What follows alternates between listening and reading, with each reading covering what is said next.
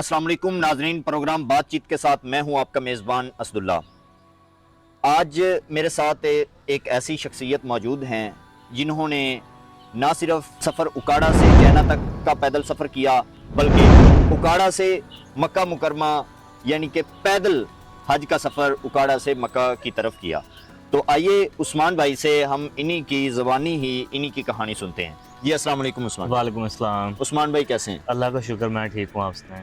अल्हम्दुलिल्लाह। उस्मान भाई कैसे ये माइंड में आया कि उकाड़ा से पैदल जो है सबसे पहले चाइना का सफ़र तय किया, कैसे माइंड में आया? अच्छा, पहला सफ़र जो है वो चाइना बॉर्डर तक मैंने किया है। ठीक है। वो 2021 में मैंने किया था, जब यूनिवर्सिटी में 4th सेमेस्टर के बाद गैप था। ठीक यानी है। कि 2 सेमेस्टर के बाद जो है स्टडी का गैप होता है तकरीबन कोई 2 माह का। तो मेरा चूँकि कोई दोस्त अहबाब भी ख़ास नहीं हैं, तो मैं घर में ही होता हूँ। तो मैंने सोचा कि क्यों ना पैदल सफ़र किया जाए, क्योंकि मुझे टूरिज़्म का भी शौक़ है, घूमने फिरने का भी शौक़ है। इसलिए पहला सफ़र मैंने उकाड़ा से चाइना बॉर्डर तक किया, जो कि 1270 किलोमीटर था, वो मैंने 34 दिन में तय किया था। ठीक है। उसके बाद फिर मुझे जो है वो 1-2 लोगों की तरफ से कहा गया, बल्कि उससे पहले उस सफ़र के दौरान भी मुझे कमेंट्स आते रहते थे कि अगर इसकी बजाय मक्का मुकरमा का पैदल सफ़र कर लेते तो वो ज़्यादा बेहतर था, ये था, वो था, इधर क्या करना है। उस सफ़र के बाद मुझे 1-2 लोगों ने कहा, फिर मैंने भी उस पे अपना माइंड बनाया कि जब पाकिस्तान के अंदर इतना ज़्यादा सफ़र कर सकता हूँ, तो मुझे ये आइडिया हो गया सफ़र तो मैं कर सकता हूँ। फिर मैंने उस पे होमवर्क करना शुरू किया। तकरीबन 1 साल मैंने उस पे होमवर्क किया, किन-किन ममालिक से गुज़र कर जाना है, रास्ते में मुश्किलात क्या आएँगी, वीज़े जो हैं वो कैसे हासिल करने हैं, प्लान ए क्या होगा, प्लान बी क्या होगा। ठीक है। तो वो सारा करने के बाद फिर 2022 में मैंने जो है 1 अक्टूबर 2022 को मैंने अपना ये हज का पैदल सफ़र सफ़र शुरू किया। ठीक है। उस्मान भाई चाइना का सफ़र ईज़ी था या उकाड़ा से मक्का की तरफ सफ़र करना ईज़ी था? अगर बात की जाए सफ़र ईज़ी कौन-सा था, तो वो चाइना बॉर्डर तक का सफ़र ईज़ी था। ईज़ी था। वो ईज़ी इसलिए था क्योंकि वो पाकिस्तान के अंदर-अंदर ही था। हुँ। मतलब कि आप पाकिस्तान के किसी भी कोने में चले जाएँ, लेकिन एटलीस्ट आपको ये होता है कि आप अपने ही मुल्क के अंदर हैं। ठीक है। ज़ुबान चूँकि लोग आपकी समझ रहे होते हैं, आपके हुँ। अपने लोग होते हैं, आपका अपना नेटवर्क होता है। For hmm. एग्ज़ाम्पल आप पाकिस्तान के किसी भी हिस्से में हैं, तो आपकी अपनी ही सिम काम कर रही होती है। आप किसी को बुला सकते हैं, किसी को बता सकते हैं। ठीक है। लेकिन जो खूबसूरत सफ़र की बात की जाए, तो ये जो मैंने किया है पैदल हज का सफ़र, ये निहायत खूबसूरत था। ये काफ़ी उससे कई गुना 4 गुना लंबा सफ़र पड़ता है। लेकिन ये वाला सफ़र अल्हम्दुलिल्लाह, ये वाला सफ़र भी बड़ा आसान रहा। ठीक है। क्योंकि जब आप निकल पड़ते हैं और जब आपका इरादा मज़बूत होता है, फिर आसानियाँ भी पैदा होती रहती बिल्कुल, हैं, फिर बिल्कुल। अल्लाह आपके लिए रास्ते भी खोलता बेशक। जाता है। तो अल्हम्दुलिल्लाह ये वाला सफ़र भी मेरा बड़ा अच्छा रहा। अच्छा उस्मान भाई, जब आप पैदल मक्का की तरफ सफ़र कर रहे थे, तो घर वालों के क्या कमेंट थे?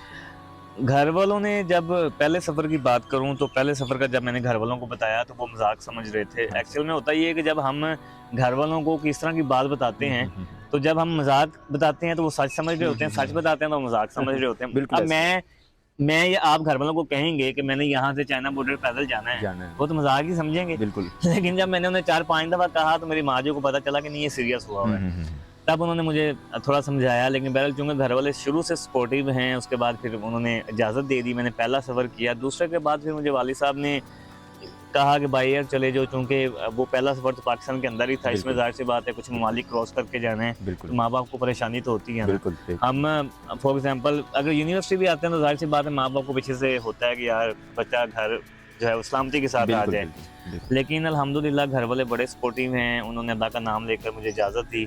और मैं समझता हूँ, देखिए सबसे पहले कोई भी आप काम करते हैं, अल्लाह का करम जो है वो आपके साथ शामिल होता ही होता है, बिल्कुल, ठीक है? बिल्कुल, अल्लाह बिल्कुल। की मर्ज़ी के बगैर तो कोई काम नहीं हो सकता। नहीं हो उसके सकता। बाद फिर माँ-बाप की दुआएँ थीं, सारे रिश्तेदारों की दुआएँ थीं, आप जैसे दोस्त अहबाब की दुआएँ थीं, बिल्कुल, उस्ताज़ा की दुआएँ थीं। बिल्कुल। तो मेरा अल्हम्दुलिल्लाह माशाअल्लाह। मुश्किलात आईं, लेकिन सफ़र बड़ा अच्छा रहा अच्छा रहा। अल्हम्दुलिल्लाह। उस्मान भाई सबसे पहले आप किस कंट्री में जो है एंटर हुए थे? सबसे पहले मैं यहाँ पाकिस्तान से बलूचिस्तान से होते हुए ईरान में दाखिल हुआ। ईरान में दाखिल हुए। ईरान के बाद फिर मैं यूएई में दाखिल हुआ, यानी कि शारजाह पहुँचा, शारजाह ठीक से है। दुबई पहुँचा और फिर अबू धाबी, और फिर वहाँ से आगे फिर मैं सऊदी अरेबिया में दाखिल हुआ। यानी कि पाकिस्तान को अगर मिलाएँ तो 4 मुल्क बनते हैं। ठीक है। पाकिस्तान के बाद अगर देखें तो सऊदी अरेबिया तीसरा मुल्क बनता है। ठीक है। ईरान, यूएई और फिर सऊदी अरेबिया। और उस्मान भाई सबसे ज़्यादा किस कंट्री ने आपके साथ प्यार मोहब्बत की? प्यार मोहब्बत सारे लोगों ने की है। एक्चुअल में किसी भी अगर आप ममालिक में जाते हैं या मुल्क में जाते हैं, तो वहाँ पर आपको जो है वो ज़ुबान का मसला होता है। चूँकि ठीक है। ईरान के अंदर फ़ारसी बोली जाती है, ठीक तो है। वो थोड़ा-सा ज़ुबान का मसला था, बाकी लोग बड़े अच्छे मिले वहाँ हुँ। पर भी। लोगों को पता चलता था तो वो बड़ा यानी कि प्यार करते थे, मोहब्बत करते थे। तो उसके बाद फिर यूएई के अंदर, सऊदी अरेबिया के अंदर हमारे अपने पाकिस्तानी बहुत बिल्कुल ज़्यादा हैं। बिल्कुल बिल्कुल। तो वो पाकिस्तानियों ने बहुत ज़्यादा मोहब्बत दी, पाकिस्तान के अंदर भी दी, फिर यूएई में भी दी, सऊदी अरेबिया में भी दी। और वहाँ के लोकल्स भी, यानी कि जब मैं सफ़र कर रहा होता था तो लोकल्स भी गाड़ियों पे रुकते रहते थे और रुक कर जो है वो पानी पूछ लिया, खाना पूछ लिया, और वो भी जो है वो अप्रिशिएट करते थे। अप्रिशिएट करते थे। जी। और उस्मान भाई, आपने कितने दिन जो है मक्का मुकरमा में स्टे किया? मैंने मक्का मुकरमा सऊदी अरेबिया में दाखिल होने से लेकर वापस आने तक तकरीबन मैं 4 माह जो है वो सऊदी अरेबिया में रहा हूँ। रहा। और मक्का मुकरमा भी मैं काफ़ी दिन रहा हूँ, मदीना मुनव्वरा में ज़्यादा रहा हूँ। फिर मेरा आना जाना लगा रहता था, मक्का मुकरमा, मदीना मुनव्वरा, फिर मैं ताइफ भी गया।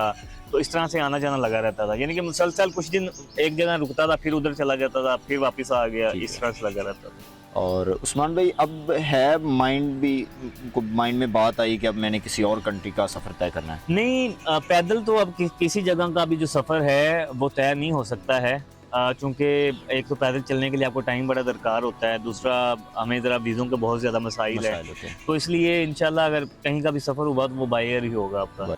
उस्मान भाई, रास्ते में किन किन मुश्किलात का सामना करना पड़ा? रास्ते में आबादी जो है वो कई किलोमीटर्स तक नहीं आती थी। आबादी के ना आने की वजह से रात को सोने का भी मसला होता था। फिर मैं मस्जिद में, मदरसे में, ढाबे पर, पाकिस्तान के अंदर लेवीज़, बलूचिस्तान के अंदर सिक्योरिटी फोर्स है लेवीज़, उनकी चेक पोस्ट पर भी सोता रहा। और पाकिस्तान के बाद ईरान में और यूएई में, सऊदी अरेबिया में बहुत सारी जगहों पर सहरा के अंदर टेंट लगा कर सोता रहा, जहाँ पे कुछ भी नहीं होता था। तो रास्ते में ये मुश्किलात रही हैं, लेकिन सोने के वाले से भी टेंट ले लिया, जहाँ पे कुछ भी नहीं होता था, टेंट लगाया, आराम के साथ सो गए। और उस्मान भाई, कोई यादगार लम्हा जो आप?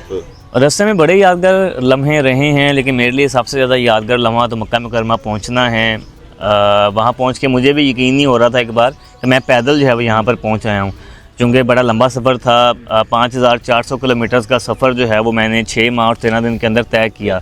तो वो फिर बंदा खुद भी सोचे तो उसे एक बार नहीं लगता कि यार मैं वाकई पहुँच आया हूँ।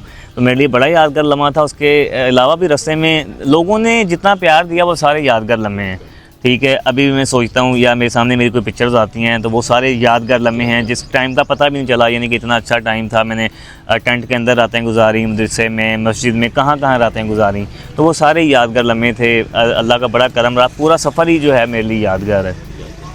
और उसके बाद उस्मान भाई, जब आप पाकिस्तान वापस आए, तो पाकिस्तान वापस आने के बाद किसी ने ऐसा कोई अप्रिशिएट किया हुआ? नहीं, ऐसा कुछ भी नहीं हुआ। अगर आप गवर्नमेंट लेवल पे पूछ रहे हैं तो गवर्नमेंट लेवल पर तो ऐसा कुछ भी नहीं हुआ, और ना ही वैसे मैं यानी कि इस तरह की तवक्को रखता हूँ। बाकी ये है कि जब मैं ओकाड़ा आया तो मेरे अपने लोगों ने, यहाँ के ओकाड़ा के दोस्त अहबाब जो है वो यानी कि बाईपास पर मुझे रिसीव करने आए हुए थे अल्हम्दुलिल्लाह।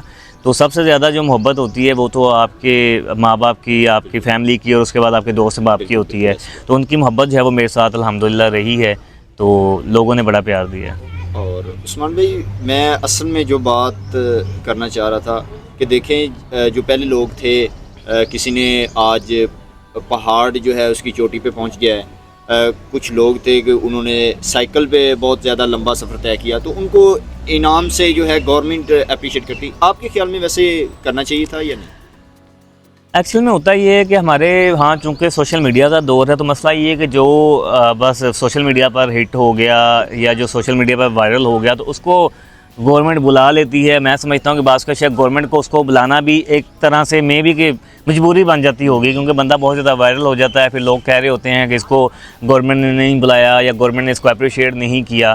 तो वैसे तो इस तरह की जितनी भी एक्टिविटीज़ होती हैं उनको अप्रिशिएट करना चाहिए। अप्रिशिएट करने से डेफिनेटली अगले बंदे का हौसला जो है वो बढ़ता है, लेकिन किसी ने नहीं किया या कोई नहीं करता तो कोई मसला नहीं है। और ये थे उस्मान भाई, जिन्होंने अपनी जो है काड़ा से मक्का मुकरमा की तरफ पैदल सफ़र किया और अपनी सारी रुदात बयान की, जिन जिन मुश्किलात का सामना करना पड़ा। मुझे भी बहुत अच्छा लगा, और मेरी भी ये दिली ख्वाहिश है, और हर पाकिस्तानी यानी कि हर मुसलमान की ये दिली ख्वाहिश है कि वो एक दफ़ा अल्लाह का घर ज़रूर देखे। लेकिन ये बहुत बड़ी और महारत की बात है कि पैदल सफ़र तय करना। इसके लिए उस्मान भाई जैसे लोगों का दिल ही इसको पैदल सफ़र कर सकता है। इसी के साथ मुझे इजाज़त दीजिए। वस्सलाम।